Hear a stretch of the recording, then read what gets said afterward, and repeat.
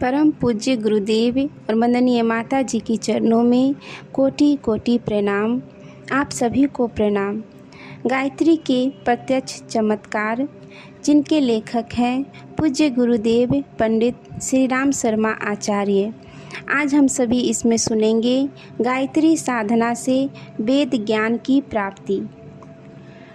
नारायण तीर्थ नामक स्थान में महर्षि विदग्ध साकल्य का आश्रम था। वहाँ वे अपने 1000 शिष्यों के सहित निवास करते थे। महर्षि के एक शिष्य याज्ञवल्क्य भी उन दिनों उन्हीं के पास थे। महर्षि ने उन्हें ऋग्वेद में पारंगत कर दिया था।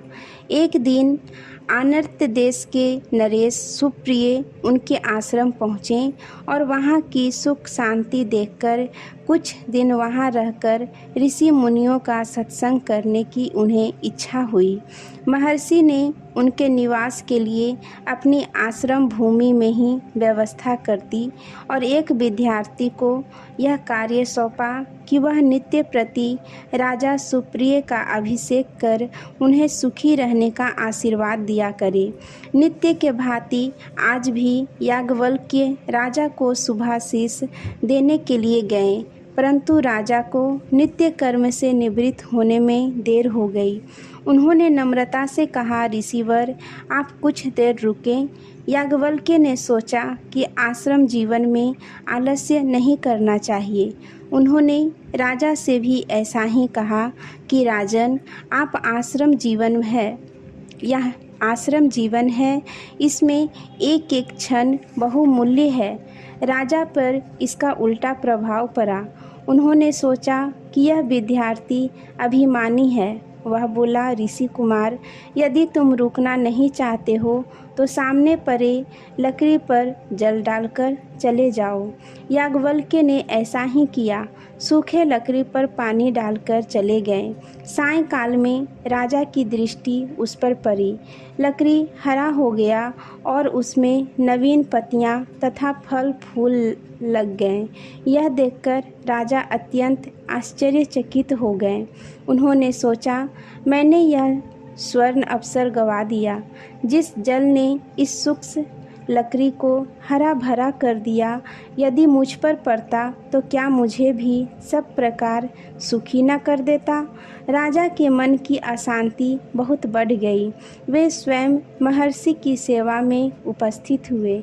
विदग्ध साकल्य ने राजा को सादर आसन दिया और अभिप्राय जानकर याज्ञवल्क्य को समीप बुलाकर बोले, वत्स, राजा हमारे अतिथि हैं, इनका इच्छित करना हमारा कर्तव्य है, अतः जिस कार्य से इनका हित हो वही करो।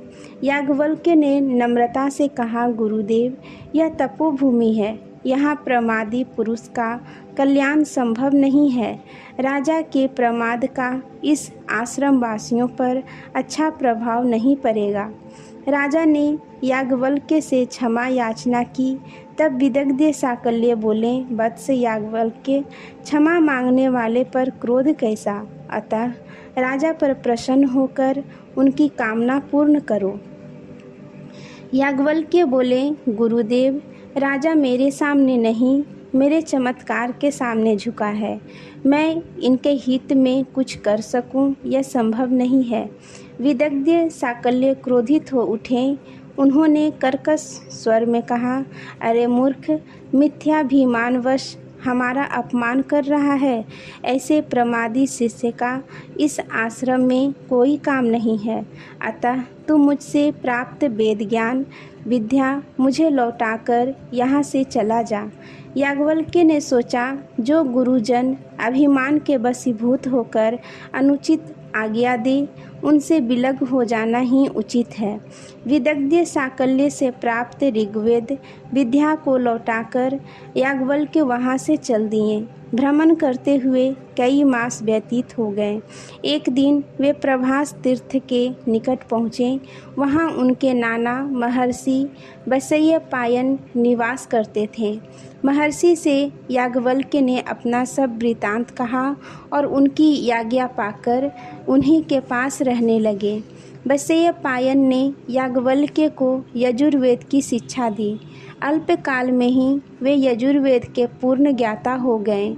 उनकी दिव्य प्रतिभा से वैशेयपायन अत्यंत प्रसन्न हुए और वे शीघ्र ही आश्रम के कुलगुरु घोषित कर दिए गए। इसके पश्चात एक दिन सुमेरु पर्वत पर महर्षियों की एक बृहद सभा हुई। उसकी सूचना 7 दिन पूर्व प्रसारित की गई और उनमें सम्मिलित न होने वाले को ब्रह्म हत्या लगने की बात कही गई। यह जानकर महर्षि वैशेयपायन ने वहां जाने का विचार किया, परंतु चलने की शीघ्रता में किसी प्रकार उनका पांव एक शिशु पर पड़ गया और उनकी मृत्यु हो गई। इस प्रकार बाल हत्या तो लगी ही, साथ ही सभा में जाना स्थगित करने के कारण ब्रह्म हत्या का पाप और लग गया। वृद्धावस्था और कृश शरीर के कारण प्रायश्चित की महर्षि में शक्ति न रही। अतः उन्होंने याज्ञवल्क्य से कहा कि किसी विद्यार्थी से इसका प्रायश्चित कराओ। याज्ञवल्क्य ने उत्तर दिया, भगवान, इन विद्यार्थियों की शक्ति सीमित है। यदि मुझे प्रायश्चित करने की आज्ञा दें तो मैं इस कार्य को भली प्रकार पूर्ण कर सकूंगा। महर्षि ने समझा याज्ञवल्क्य को बड़ा अभिमान हो गया है। यह अन्य शिष्यों का अत्यंत निस्तेज कर समझता है। अतः वे बोले, तुम इन विद्यार्थियों को इतना हीन समझता है कि इसका अपमान करने में भी नहीं चूकता। अतः मुझे तेरे जैसे अभिमानी शिष्य का त्याग करना ही उचित लगता है। तू मेरी दी हुई वेद विद्या को लौटाकर यहाँ से चला जा। याज्ञवल्क्य को इससे बड़ा दुख हुआ। उन्होंने कहा, प्रभु, मेरे मन में आपके प्रति अत्यंत भक्ति भाव था, इसी के वशीभूत होकर मैंने ऐसा कहा है।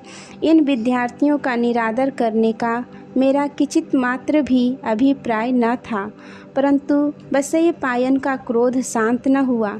याज्ञवल्क्य ने उनसे प्राप्त हुआ यजुर्ज्ञान लौटा दिया और भारी हृदय के साथ आश्रम त्याग कर चल दिए।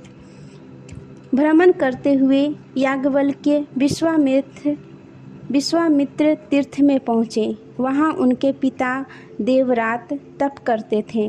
पुत्र को आया देखकर वे प्रसन्न हुए। उन्होंने याज्ञवल्क्य की दुख कथा सुनकर उन्हें सांत्वना देते हुए कहा, पुत्र, हमारे वंश से अब तक कोई भी निराश नहीं हुआ, क्योंकि हमारे कुल गोत्र के आदि प्रवर महर्षि विश्वामित्र हैं। उन्होंने गायत्री साधना द्वारा महान वर्चस्व को प्राप्त किया है। उसी गायत्री मंत्र के द्वारा तुम्हारे मन का पूर्ण विषाद और निराशा शीघ्र ही दूर हो जाएगी। याज्ञवल्क्य ने पूछा, पिताजी, महर्षि विश्वामित्र क्षत्रिय हैं, यह हमारे कुल के आदि प्रवर किस प्रकार हुए? देवरात ने उत्तर दिया, महर्षि अंगिरा के वंश में अजिगर्त नामक एक पुरुष हुए। उनके 3 पुत्र थे, सुनापुच्छ, सुनासेप और सुनोलांगुल। राजा रोहिताश्व ने सुनासेप को यज्ञ पशु के रूप में क्रय किया। उसे जाते समय मार्ग में विश्वामित्र का आश्रम मिला।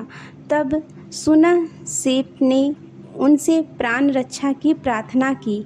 महर्षि ने राजा रोहिताश्व से उन्हें मुक्त कराया और अपने दत्तक पुत्र के समान रखा। वह सुनासेप ही मेरे पिता थे। मैंने भी गायत्री मंत्र द्वारा भगवान सविता देव को प्रसन्न कर उन्हीं के साथ तेजस्वी पुत्र की याचना की थी। तुम भी उन्हीं सविता देव की उपासना करो, वही तुम्हारा कल्याण करेंगे। पिता की आज्ञा पाकर याज्ञवल्क्य ने गायत्री साधना आरंभ की। तब सविता देव प्रसन्न हुए। उन्होंने प्रकट होकर वर मांगने को कहा। याज्ञवल्क्य ने कहा, उन्हें बारंबार प्रणाम किया और बोले, प्रभु, आप अंतर्यामी हैं। मेरी कामना आपसे छिपी हुई नहीं है। मैं समस्त वेद शास्त्रों के ज्ञान की याचना करता हूँ। यही मुझे प्रदान करो। इच्छित वर देकर सविता देव अंतर्ध्यान हो गए। उसी समय से याज्ञवल्क्य के हृदय में सूर्य के समान ही लौकिक ज्ञान ज्योति प्रकट हुई और वे संपूर्ण वेद शास्त्रों के ज्ञाता हो गए। आज के लिए यहीं तक। आप सभी को धन्यवाद। जय माँ गायत्री।